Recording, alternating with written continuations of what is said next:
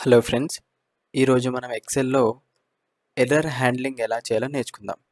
So, ఈ error handling ఏంటంటే, మనం ఎక్సెల్‌లో డైలీ వర్క్‌లో ఫార్ములాస్ రాసేటప్పుడు కానీ, లేదంటే ఏదైనా సెల్ రిఫరెన్సెస్ ఇచ్చేటప్పుడు కానీ, మనకి డిఫరెంట్ టైప్స్ ఆఫ్ ఎర్రర్స్ వస్తూ ఉంటాయి. సో, ఈ ఎర్రర్స్‌ని ఎలా అవాయిడ్ చేయాలి, లేదు అనుకుంటే అసలు ఆ ఎర్రర్స్ ఎందుకు వస్తాయి అనేది ఈరోజు మనం తెలుసుకుందాం. సో, ఇక్కడ నేనొక ఎంప్టీ వర్క్‌షీట్ అనేది తీసుకోవడం జరిగింది. కొన్ని ఎర్రర్స్ యొక్క ఎగ్జాంపుల్స్ నేను తీసుకున్నా. మోస్ట్‌లీ మనకు వర్క్‌లో వచ్చే డిఫరెంట్ ఎర్రర్స్ యొక్క ఎగ్జాంపుల్స్ ఇక్కడ తీసుకున్నా. సో, ఫస్ట్ ఎగ్జాంపుల్ వచ్చేసి ఎన్ఏ నాట్ అవైలబుల్ ఎర్రర్. సో, ఈ ఎర్రర్ ఏంటంటే మనకి ఫర్ ఎగ్జాంపుల్ మనకి వీలుకప్ కానీ, హెచ్‌లుకప్ కానీ, లేదా లుకప్ ఫంక్షన్ కానీ ఇలాంటి ఫార్ములాస్ మనం యూజ్ చేసేటప్పుడు మనకి కావాల్సిన వాల్యూ అనేది మన టేబుల్‌లో లేదు అనుకోండి, నాట్ అవైలబుల్ అనే ఎర్రర్ రావడం జరుగుతుంది. సో, ఒక ఎగ్జాంపుల్ చూద్దాం చూడండి.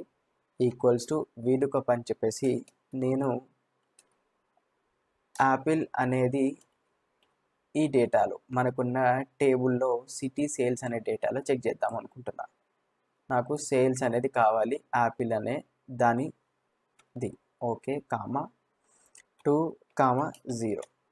సో, ఎనీ అని వచ్చింది. ఎందుకు అంటే యాపిల్ అనేది మన టేబుల్‌లో లేదు కాబట్టి ఆటోమేటిక్‌గా నాట్ అవైలబుల్ అనే ఎర్రర్ అనేది రావడం జరుగుతుంది. సో, నెక్స్ట్ ఎర్రర్ వచ్చేసి డివిజనల్ ఎర్రర్. ఈ డివిజనల్ ఎర్రర్ ఏంటంటే మనం ఏదైనా డివిజన్ చేసేటప్పుడు అంటే ఫర్ ఎగ్జాంపుల్ ఇక్కడ ఎగ్జాంపుల్‌లో చూసుకున్నట్లయితే ఫర్ ఎగ్జాంపుల్ మనకి ఈ 13ని బై 0.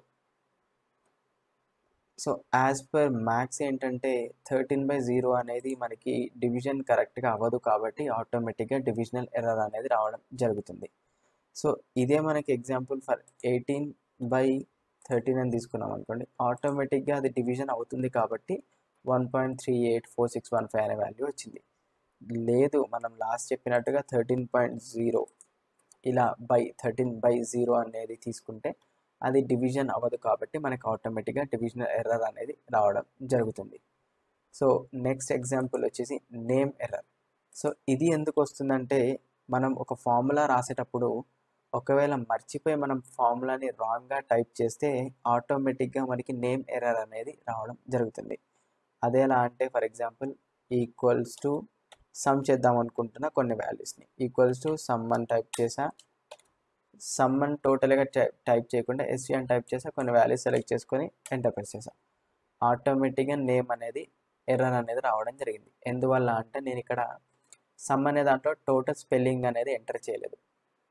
ఇక్కడ ఎం అనేది ఎంటర్ చేస్తే మనకు ఆటోమేటిక్‌గా ఫార్ములా కరెక్ట్‌గా రావడం జరుగుతుంది. సో, ఇది మనకి నేమ్ ఎర్రర్. అలాగే మనకి రెఫరెన్స్ ఎర్రర్ ఏంటంటే మనం ఈ రెఫరెన్స్ అనేది ఒక పర్టికులర్ వర్క్షీట్‌లో కానీ లేదు అనుకుంటే పర్టికులర్ రేంజ్‌లో కానీ తీసుకొని ఆ రేంజ్‌ని కానీ వర్క్షీట్‌ని కానీ డిలీట్ చేసినప్పుడు మనకి ఒక పర్టికులర్ ఫార్ములాలో ఆ రిఫరెన్స్ ఎర్రర్ అనేది రావడం జరుగుతుంది. అది ఎలా అంటే ఇక్కడ నేను ఒక 2 వాల్యూస్‌ని సమ్ చేద్దాం అనుకుంటాను. ఒక వాల్యూ వచ్చేసి 15 ప్లస్ నాకు నెక్స్ట్ షీట్‌లో 10 అనే వాల్యూ తీసుకున్నా. సో, ఆటోమేటిక్‌గా నాకు 25 అనేది చూపెడుతుంది. అది C11లో ఒక వాల్యూ ప్లస్ షీట్ 3లో A1లో నాకు 10 అనే వాల్యూ ఉంది. అది 2 కంబైన్ చేసి 25 అనేది చూపెడుతుంది. ఫర్ ఎగ్జాంపుల్ నేను షీట్ 3ని డిలీట్ చేసేసాను అనుకోండి. ఆటోమేటిక్‌గా మనకి రెఫరెన్స్ ఎర్రర్ అనేది రావడం జరుగుతుంది. ఎందుకు అంటే ఈ A1 అనే వాల్యూ మనకి షీట్ 3లోంచి మనం తీసుకున్నాం. బట్ ప్రజెంట్ మనకు షీట్ 3 అనేది అవైలబుల్‌లో లేదు. సో, దానివల్ల మనకి రెఫరెన్స్ ఎర్రర్ అనేది రావడం జరుగుతుంది.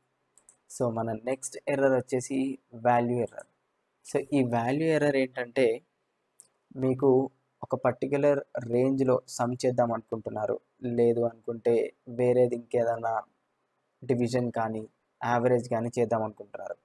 బట్ మన వాల్యూస్ అనేవి మనం ఎప్పుడైనా సమ్ చేయాలంటే అది నెంబర్స్‌లోనైనా ఉండాలి, నెంబర్స్‌లో ఉండాలి లేదా కరెన్సీ ఫార్మాట్‌లో అలా మనకి నెంబర్స్‌లో ఉన్న వాల్యూస్‌ని మాత్రమే సమ్ చేయడానికి ఛాన్స్ ఉంటుంది. బట్ ఇక్కడ తీసుకున్న ఎగ్జాంపుల్‌లో నేను C1, C2, C3 అనే వాల్యూస్‌ని సమ్ చేస్తున్నా. ఇక్కడ చూసుకున్నట్లయితే C1 అనేది మనకి టెక్స్ట్ వాల్యూ, C2, C3 అనేది నెంబర్స్. ఈ 2 కరెక్టే ఉన్నాయి కానీ C1 అనేది సేల్స్ అనేది మనకి టెక్స్ట్లో ఉంది కాబట్టి మనకి ఆటోమేటిక్గా వాల్యూ ఎర్రర్ అనేది రావడం జరుగుతుంది. సో ఇది మనకి ఎక్సెల్లో ఉండే ఎర్రర్స్. ఈ ఎర్రర్స్ని మనం ఐడెంటిఫై చేసి వాటిని రెక్టిఫై చేసుకొని మనం ఫార్ములాస్ని కానీ మన రేంజెస్ని కానీ లేకపోతే మనం పర్టికులర్ రిఫరెన్సెస్ కానీ చెక్ చేసుకుంటే మనకి ఏ ఎర్రర్స్ రాకుండా మనం ఫార్ములాస్ కానీ లేదు అనుకుంటే మన వర్క్షీట్లోని డేటాని కరెక్ట్గా మెయింటైన్ చేయవచ్చు. సో ఈ వీడియో కనుక మీకు నచ్చినట్లయితే లైక్ చేయండి, షేర్ చేయండి, కామెంట్ చేయండి. Thank you.